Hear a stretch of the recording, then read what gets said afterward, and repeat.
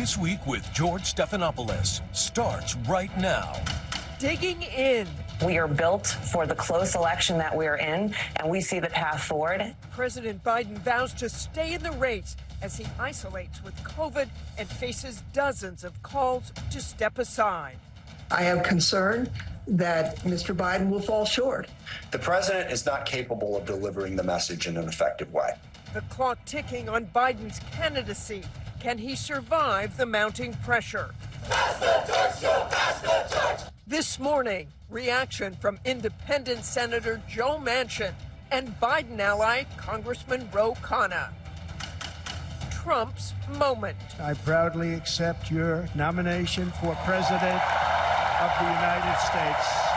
The former president accepts his third Republican presidential nomination with an emotional speech days after an attempt on his life. I'm not supposed to be here tonight.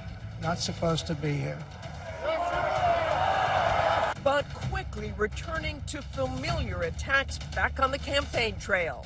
The Democrat Party is not the party of democracy. They're really the enemies of democracy. So can Trump attract the independent voters he needs? We'll ask Speaker of the House Mike Johnson.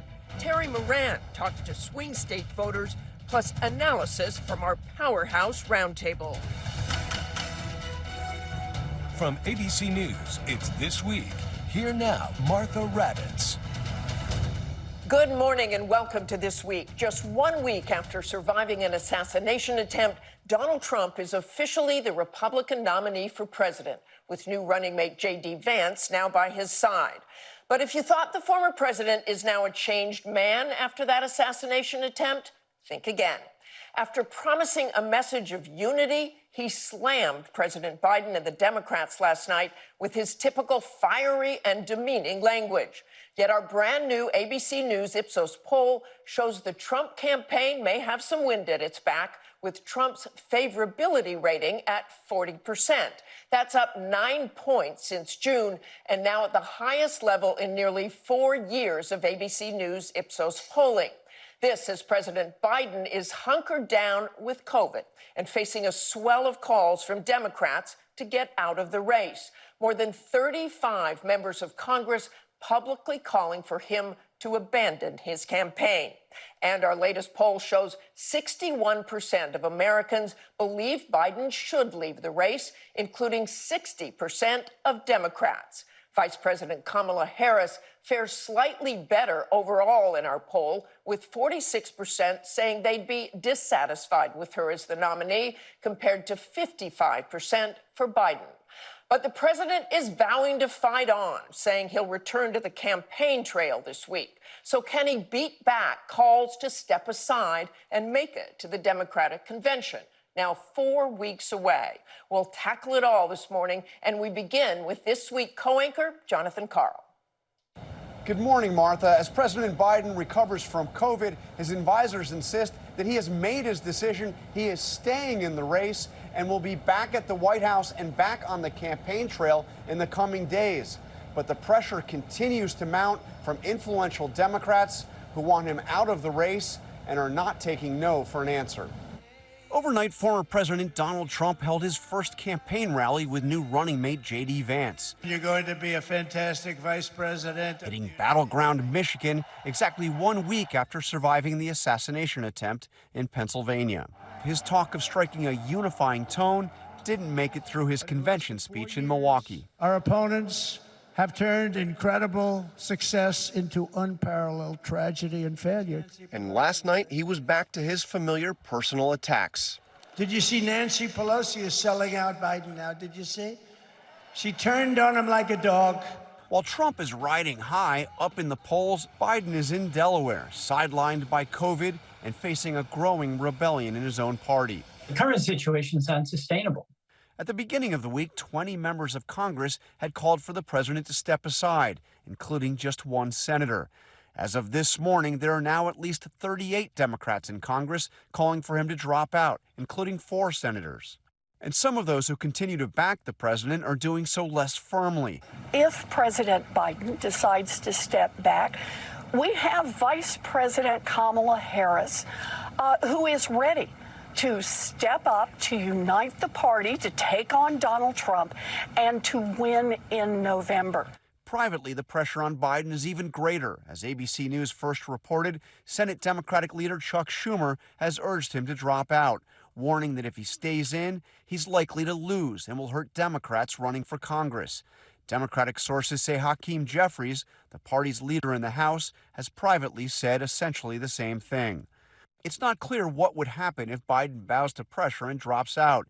Vice President Harris would be the most likely successor, but the New York Times reported Friday that former Speaker Nancy Pelosi told California Democrats this week that she would favor a competitive process among multiple candidates rather than the automatic anointment of Harris as Biden's replacement.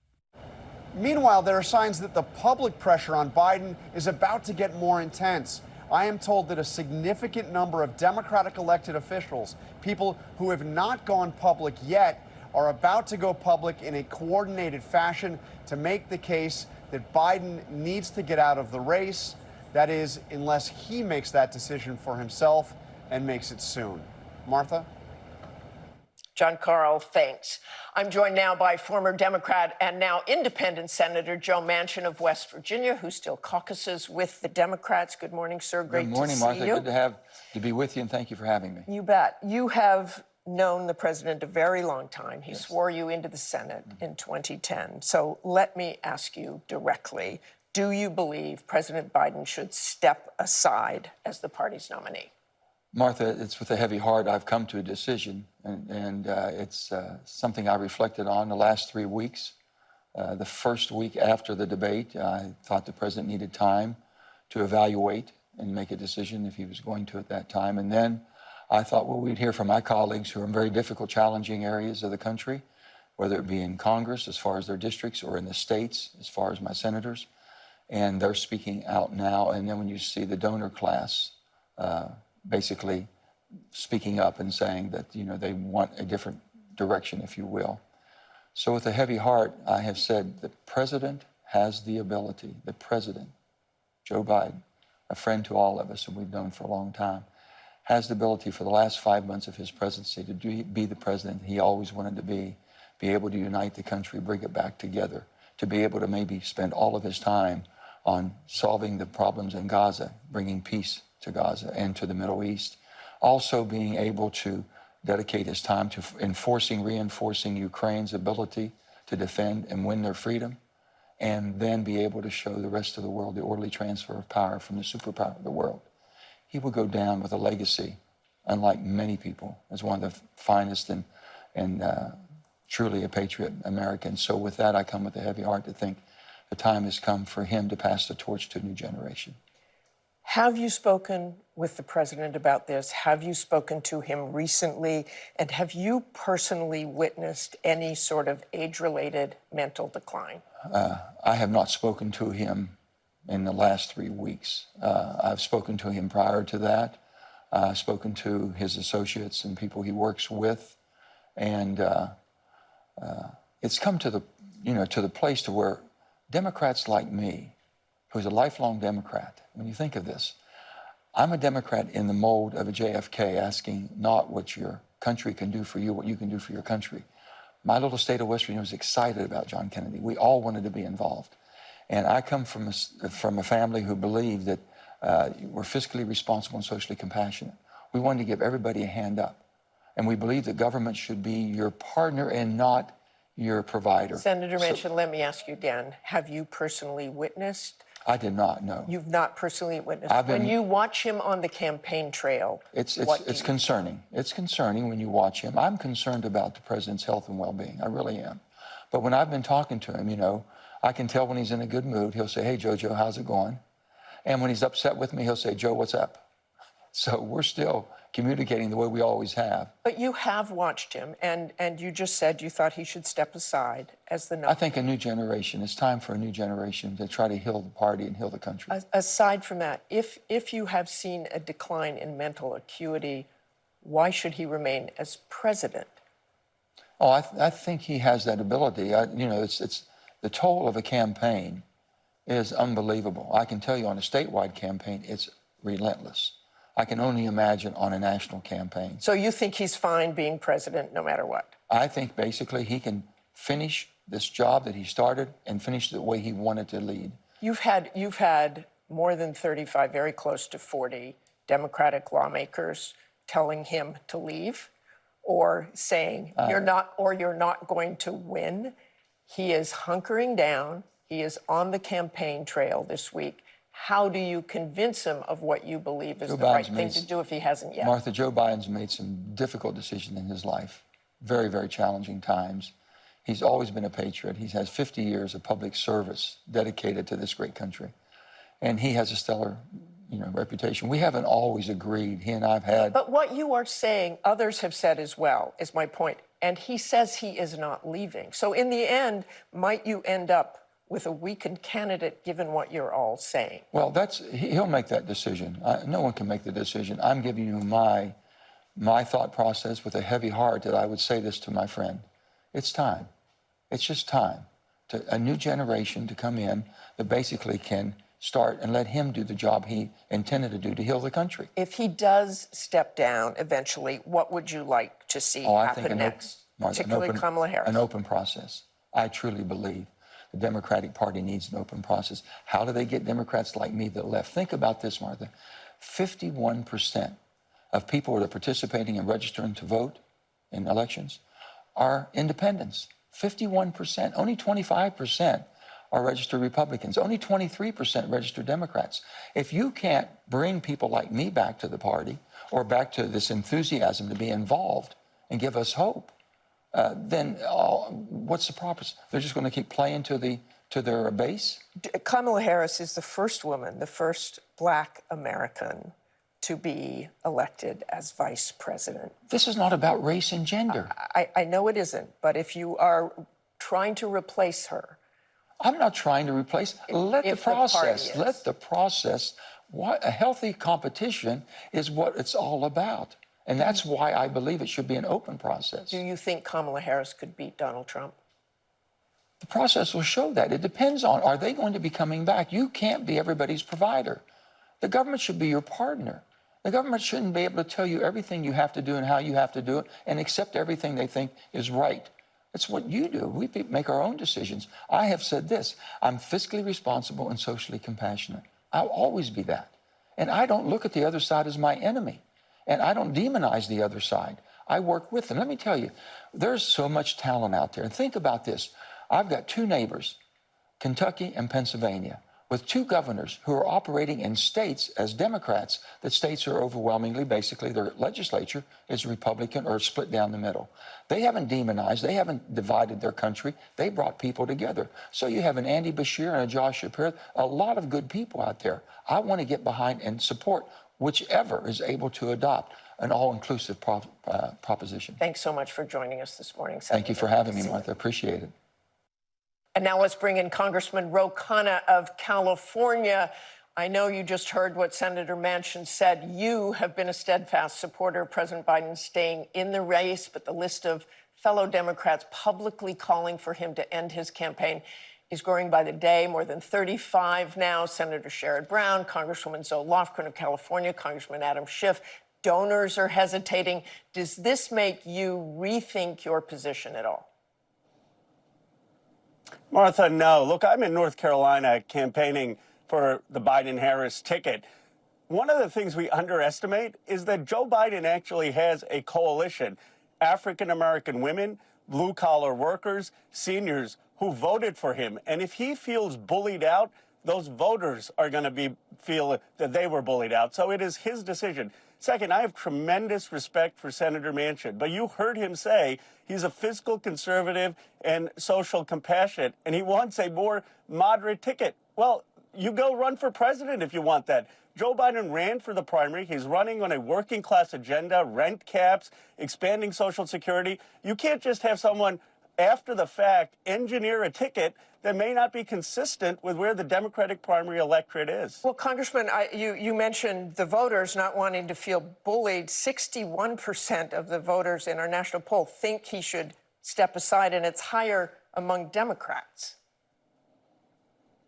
Martha, I've seen that polling. here's the challenge. That polling was almost the same a year and a half ago. There is no question that voters don't like the fact that Joe Biden is 81. But here's what I've not seen. I've not seen a head-to-head poll saying Joe Biden versus Chuck Schumer versus Nancy Pelosi versus who else? Who do you want as the Democratic nominee? The president always says, don't compare him to the almighty. We know that voters are concerned about his age. What I haven't seen is a poll showing that another candidate, other than perhaps Michelle Obama, would clearly be the choice of the Democratic electorate. But I also want you to listen to what the president himself told our George Stephanopoulos in his first post-debate interview. And if Chuck Schumer and Hakeem Jeffries and Nancy Pelosi come down and say, we're worried that if you stay in the race, we're going to lose the House and the Senate, how will you respond? I go into detail with them. They all said I should stay in the race. Stay in the race. None of the people said I should leave. But if they do? Well, it's like, they're not going to do that. So what Joe Biden laughed off has now happened, and it is, as we said, it isn't just lawmakers, it is voters. So would you reconsider at some point, if this swells, for Joe Biden to step aside? This is the president's decision. You know, I've read all these journalists saying Biden world is saying this or he's reconsidering. There are about 3-4 people who actually have this decision. It's the president, it's his wife, it's a couple of his close friends, and it's his decision about what he wants to do. And I trust him. I trust his patriotism to make the right decision. And there's a process in this country. If you want to run for president, go get votes in New Hampshire, in South Carolina, in Nevada.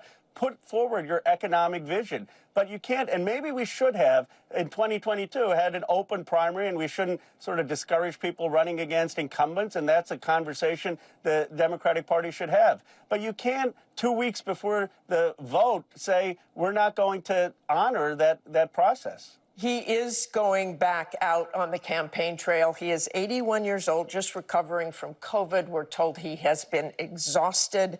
Is this really the right thing to do? You know what that split screen is going to show with the Republicans, already is, with Donald Trump with his fist in the air and Joe Biden walking very slowly up the steps of Air Force One last week.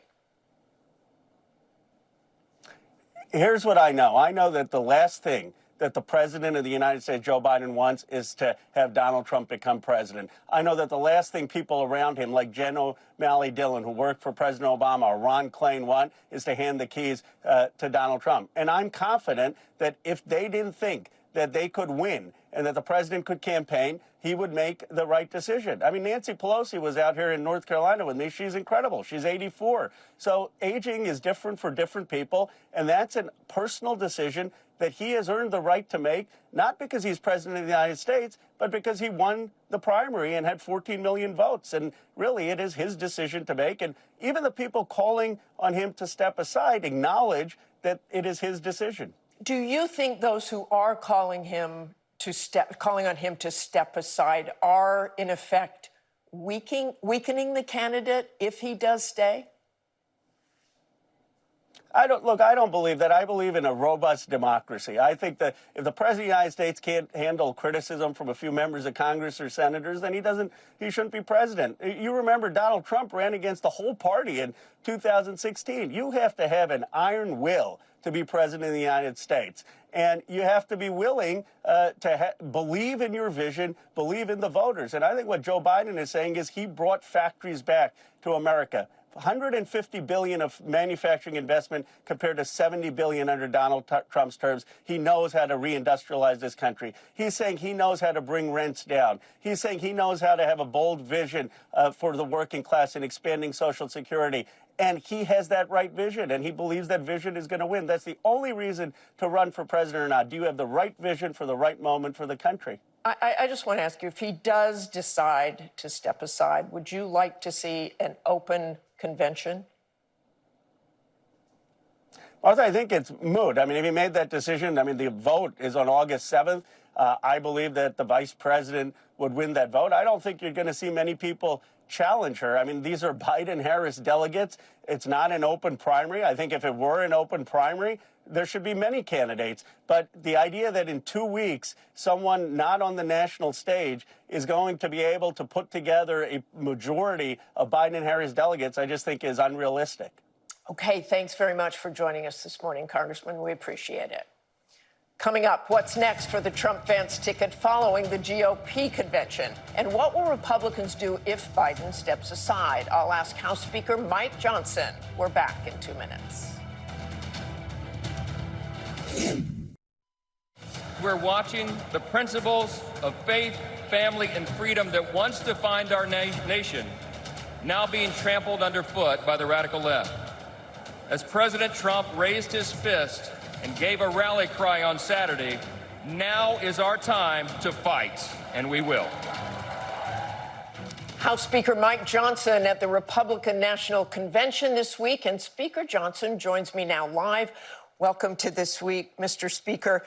Former President Trump said he was going to use his acceptance speech to come together, to promote unity, and you echoed that, saying, treat one another with dignity and respect, and that the discourse should not be personal or targeting people. But after truly his emotional and very compelling first part of his speech, he turned to grievances. And I want you to take a listen to him last night at his rally. I call her Laughing Kamala. You ever watch her laugh? She's crazy. She's nuts. She's not as crazy as Nancy Pelosi, crazy Nancy. And she's a Biden indictment. These are a sick, weak, pathetic man who can't run an election, so he indicts his opponent thinking that's going to win. This stupid president that we have, stupid, he's a stupid person. Has he missed an opportunity to promote unity? No, he hasn't. Look, there's campaign rhetoric on both sides. There has been. Remember, it was less than a week and a half ago that President Biden said we ought to put Donald Trump in the crosshairs, effectively, put him in the center of the bullseye, he said. Now, he retracted that statement, and President Trump has said some things about unity that President Biden has said, but we are in the midst of a heated campaign, and it's beyond dispute that President Trump has been the most attacked and maligned public figure in the history of the country. But you yourself said that the discourse should not be personal or targeting people. Have you just changed your mind? Is this now the campaign you want?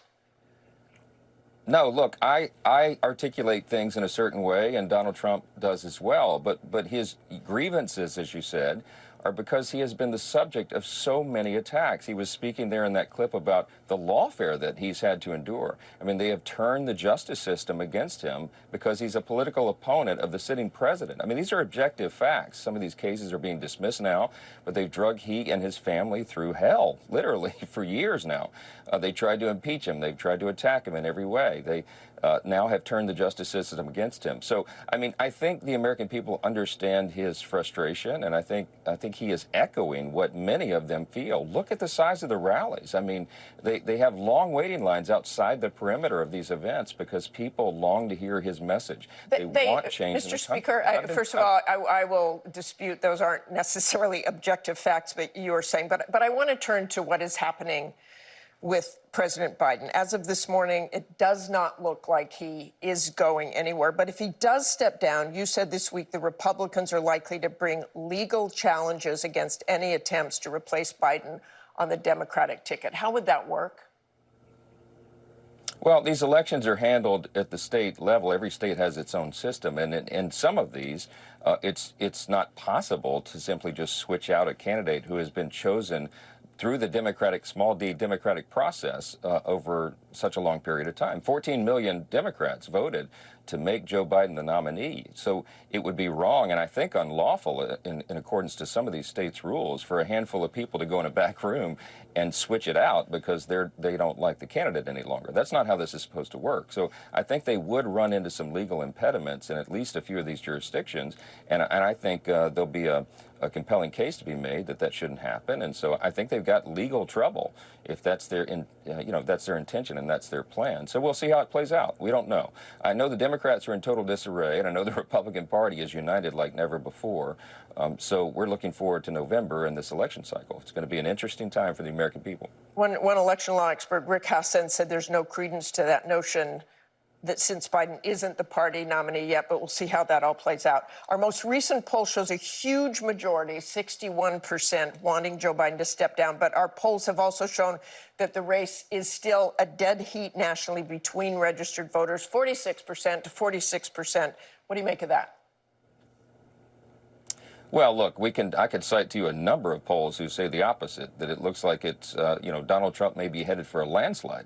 Now, don't take my word for it. Take the word of some of the top leading Democrats and, elected Democrats around the country who are in panic mode. That's the headlines that we've been reading for weeks, and I think that's true. I can tell you many of my colleagues on Capitol Hill, Democrats who are friends and colleagues, have lots of hand-wringing over this right now. They don't know what to do, and they don't have a viable plan B. Many of them don't believe that Kamala Harris is a viable candidate at the top either, and they're running out of time. So it'll be interesting to see what happens. From our perspective, Martha, it doesn't matter who they put at the top of the ticket. If Kamala is the nominee, so be it. She is the co-author and the co-owner of the policies of the Biden administration, and she owns all these policy failures herself. So we look forward to a vigorous debate about those policies and about the two competing visions for America. And I think the American people will side with the Republican Party. That's what the demographic moves are showing. There's a record number of Hispanic and Latino voters, a record number of Black and African-American voters coming into the Republican Party. The Jewish community is more energized than I've ever seen a segment of the population because they feel like Joe Biden and the Democrats have abandoned Israel, and in so many ways they have. So you see all these factors playing out across the country. And I mean, I'm traveling nonstop around the nation. That's what we're seeing on the ground. So polls are polls, but I think everybody senses something's happening here. Mr. Speaker, I think you answered part of my next question already, but how would the GOP approach this race differently if the nominee does end up being Vice President Kamala Harris? Well, the interesting thing about this dynamic, whether it's Biden or Harris, is that both of these persons have held office. We had a Trump administration, we had a Biden-Harris administration, and people can compare the two. That put the campaign rhetoric aside. How are you and your family doing after the first 2 years of the Trump administration, for example, and the first few years of the Biden administration? I mean, it's no contest, and everybody knows that, and I think that's why we're in such good position. I think this election should not be about personalities, but about policies. People understand, as Obama said many years ago, elections really do have consequences. President Trump was attacking her personally, as you know, last night. He wasn't really talking about her policies. He was talking about her laugh. He was saying she was crazy. We could run the tape of terrible things that Kamala Harris has said about Donald Trump, of course, and Biden as well, and everybody in the Democrat leadership. I mean, we're accustomed to it now. It's their standard practice. But what President Trump is trying to do out on that campaign trail is prosecute the case to put forward his ideas and his vision, as he did in that lengthy speech at the RNC. He has a lot to say because he has a lot of ideas. Let me stop on one idea, sir. Mr. Speaker, Ukraine. He says he could end that war in one day. How could he do that? Well, I have a lot of confidence in President Trump being able to end that conflict because he will project strength. We maintain peace through strength. We have not had that in the 3.5 years of the Biden administration. It's been exactly the opposite, and that is why our adversaries are acting so provocatively. Okay, but peace through strength, that may be what you believe in, but how could he end that war in one day? President Trump has the ability to pick up the phone call and make threats and demands of adversaries around the world that they pay attention to because they fear him in some ways. There's real value in that. I mean, think of it. He said it in his speech. Russia did not invade Ukraine during his administration. We did not have the conflict in Israel, the war in Israel, as we have, because Iran has been empowered under Biden. We did not have China acting so provocatively as they are right now around the world. We've got hot wars around the globe. Our adversaries are nervous. We had the NATO summit, 2 weeks ago in Washington, and I met with foreign leaders, heads of state from around the globe that are our adversaries, and they are deeply concerned about the instability that America is projecting on the world stage because of Joe Biden and his weak leadership. Mr. Speaker, I want longer. President Trump will do the opposite. I want to get quickly to this as a quick question. We're learning more about the details, really startling details about the assassination attempt. There were reports that the Trump campaign asked for more protection, not at that particular rally, perhaps, but over the last couple of years, and the Secret Service said basically that was true. Do you think Kimberly Cheadle should resign immediately, or that President Biden should fire her? Both. I called on her to resign over the weekend, and when it became apparent that she wouldn't, I think on Friday, then I called for President Biden to fire her. The buck should stop at his desk. We absolutely must ensure accountability so the American people can trust that this job will be done, that we will protect our presidents and former presidents. It's the #1 job of the Secret Service, not anything else. And I think Director Cheadle has shown the world and said that she has different priorities. She needs to go. Okay, thank you so much for joining us this morning, Mr. Speaker. We appreciate it. Coming up, we're on the trail in the critical battleground states of Wisconsin, Michigan, and Pennsylvania to hear from voters on where this race stands. We'll be right back. The critical battleground states of Pennsylvania, Michigan, and Wisconsin were repeatedly mentioned from the GOP convention stage this past week in Milwaukee. They are 3 states that Joe Biden has to hold on to if he has any chance of winning re-election. But he's currently trailing in the latest polls. So as the Republican convention wrapped, ABC's Terry Moran hit the campaign trail to talk to voters in those key Rust Belt states to hear what's driving their vote. In Milwaukee this week, thousands of Republicans united around former President Donald Trump as the party's official nominee. But winning the White House will mean shoring up support from skeptical voters in this state, like Eric Sams. I watch the convention nightly with my wife, and every night I go to bed thinking, all right, I'm confident. I think I'm going to vote Trump. And then I wake up in the morning and I'm just like, oh, but it's so difficult. Sams voted for Trump back in 2016, helping him win Wisconsin by a razor-thin margin. I like many things that Trump did. I just don't like the way he did it. His character comes into play, his interactions and the bullying, the names, the name calling. Sams supported Nikki Haley in the state's primary, even though she had already dropped out by then.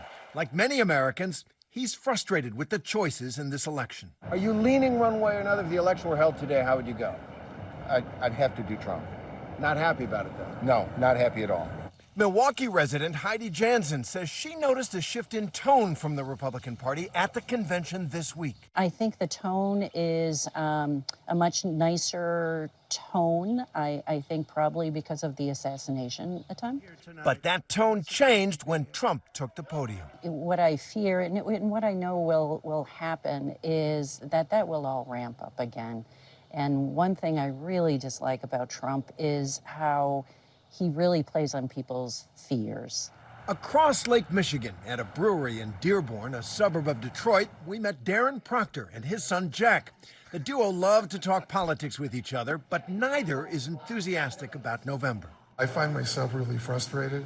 The fact that we have these as our choices, I think that, we deserve better than this. I feel that we should be passing the torch to younger generations. Darren's frustration comes from the last 2 elections. 2016, I wasn't going to vote for Hillary Clinton. It just wasn't going to happen. So Trump was my protest vote. 2020, I wasn't voting for Trump that time, so Biden was my protest vote. The 59-year-old retiree doesn't think Biden is up for another term, and he wants to see the party nominate someone else. They have to unify.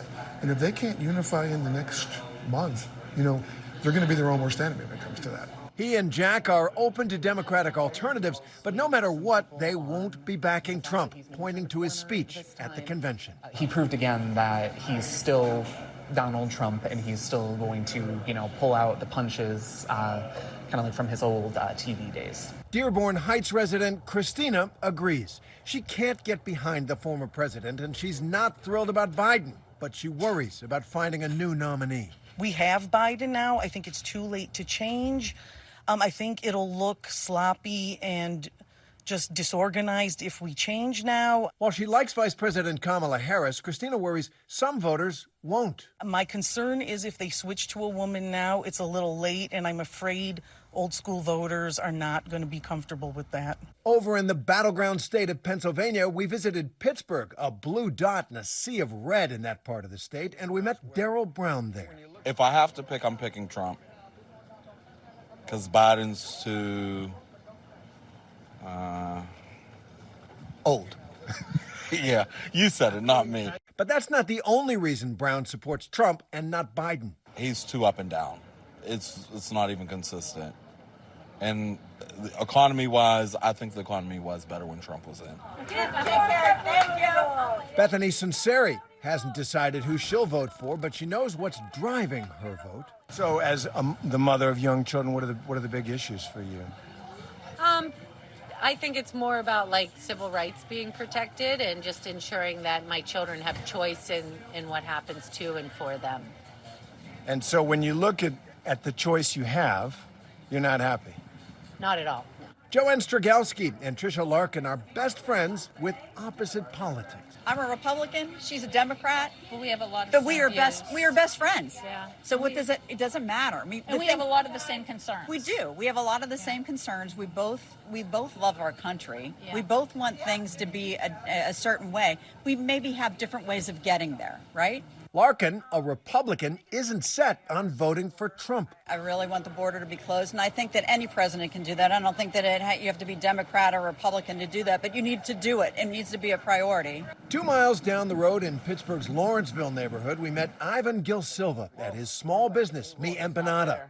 He says he's struggled to stay afloat with inflation. It became very difficult to keep up with, like, when do I raise my prices? At what point do I have to change? Because I don't want to raise my prices yet. Is it going to go down?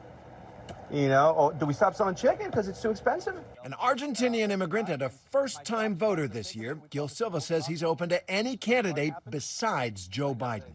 Do you know who you're going to vote for? I'm going to vote for, right now it looks like it's going to be a Republican vote. I'm not voting for Trump. I'm voting for my interest. But if they put a candidate on the other, if they would have put RFK as a Democratic nominee, I would probably vote for him. So if the Democrats come forward with somebody, you'll take a look? I have to. Yeah, that's the whole point. Listen to both parties, see what they're offering and what they're going to provide. And we've got many months to come. Our thanks to Terry for that, and he joins our Powerhouse Roundtable when we come back. The Powerhouse Roundtable's all here, ready to dive into another very busy week of politics. Former DNC Chair Donna Brazile, former Trump Justice Department spokesperson and Dispatch senior editor Sarah Isgur, Politico Playbook co-author Rachel Bade, and ABC News senior national correspondent Terry Moran. And Terry, let's start with you. We just saw that interesting voter piece. You were at the convention all week, mostly down on the floor. Mm-hmm. What's your takeaway from the week? Well, what you hear from voters is what you hear in all our conversations, right? And it's unprompted. It's what comes out naturally. You don't have to fish for it. Biden's too old. Trump is still Trump, and that's a problem for a lot of people.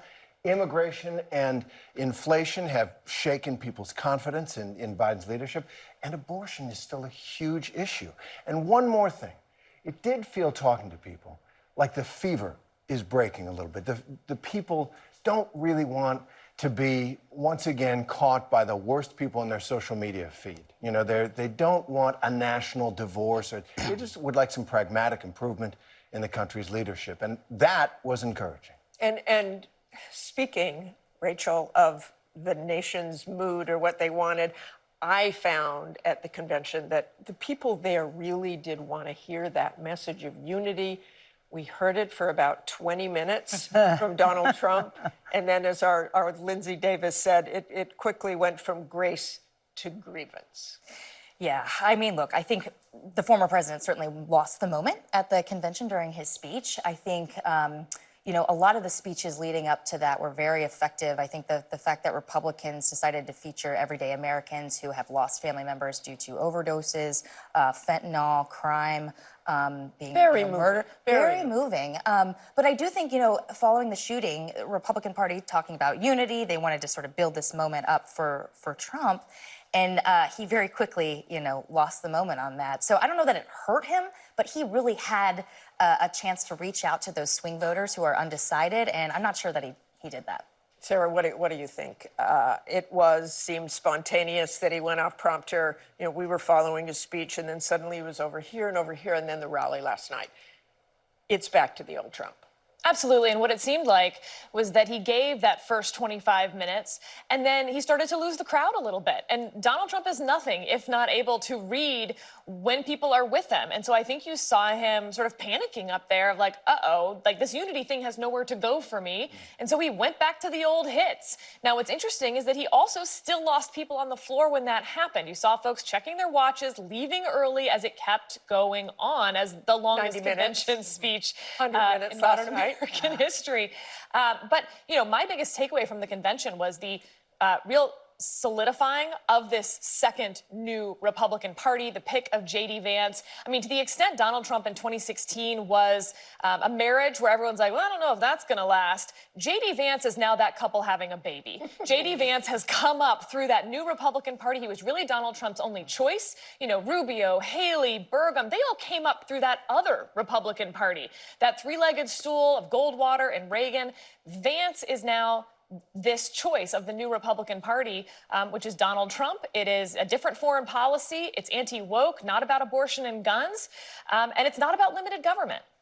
And Donna, I have to think that Democrats were pretty happy when he veered away from that unity message. I think Democrats understood from day one that it was going to be another episode of the Trump reality show. It was staged so perfectly that when I was on the floor in the pre-convention day, I said to myself, how can they all be here in this small little space? When you come to our convention in 29 days, we're going to have delegates all up the rafters. We're going to have delegates everywhere. So it really is a split screen. Democrats are living in reality. This is the same party that several months ago kept Speaker Johnson from being, basically moved off the plate. This is a party that understands that sometimes we have to fight it out. We have to duke it out in order for us to be a stronger, more unified party. It's a very important time for the Democratic Party. Right, and I say that as someone who will vote today to certify the delegates to the 2024 convention. Martha? You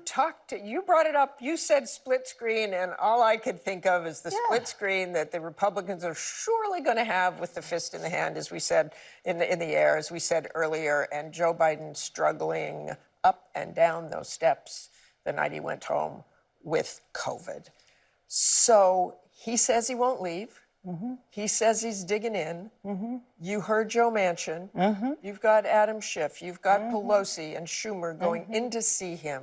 What do you think is happening? There are 749 what we used to be called super delegates. We no longer wear capes. We're plainclothes delegates, automatic delegates, and they have a right to express their opinion. They have a right to say, this is my party too, and I think you should do X, Mr. President. But there are also 3,800 plus delegates who have pledged their support to President Biden and Vice President Kamala Harris. They also deserve to have a say in this matter. They deserve, because they waited in lines. They got the people to support them. They had to get signatures in some states in order to be delegates. I want to make sure that we hear from them as well. But Terry, if he stays, what happens? I mean, every move he makes is going to be scrutinized. He's going out on the campaign trail. He was already exhausted. He's already trying to recover from COVID. What do you see happening in the next week or so? I think for a lot of Americans, it's a painful thing to watch. There's a saying in sports, father time remains undefeated. And there's nothing that Joe Biden can do to make himself less old. And it does seem to people, to strong majorities of the American people, that he's too old, that he's declining rapidly. He's been exposed in some of these interviews as someone who gets into a sentence. He's able to, begin a thought and then loses his train of thought and just offers anyway. Yeah. Okay. Can I just say, I feel like we're, to jump in here. Do you feel we're at a point? I mean, how long can this last? I mean, the thing is, time is running out for the dump Biden movement. And I feel like this week there's going to be this sort of put up or shut up moment for Democratic leaders. We have now been in this sort of, how do I say? People are saying one thing publicly and doing something very differently behind the scenes, specifically senior Democrats, Democratic leaders. You know, you have Nancy Pelosi working behind the scenes, rallying her allies, organizing letters to sort of call on and pressure Biden to step and aside. John Karl reported that there may be many, many more to come. For sure, for sure. But, you know, these leaders, they have significant influence, right? And so the fact that they're doing one thing behind the scenes and saying something very different, it just feels like at some point they're going to have to go on record with what they think. And I am curious to see if that makes a difference. And just a reminder that Congress comes back this week. So we will see Democrats on the Hill organizing and able to sort of maybe come out together. So, I mean, it's not over, but they're running out of time. And Sarah, how do Republicans, if this ends up being Kamala Harris, which would be the most likely outcome if Joe Biden steps aside, how does the campaign change, or did we see a little preview of that, calling Kamala Harris nuts and crazy? For sure.